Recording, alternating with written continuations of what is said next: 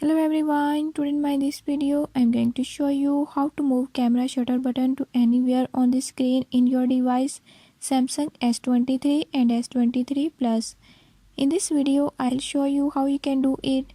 Before we start, if you are new to my channel, don't forget to subscribe and press bell icon. Watch complete video and learn how you can do it. Let's watch the video.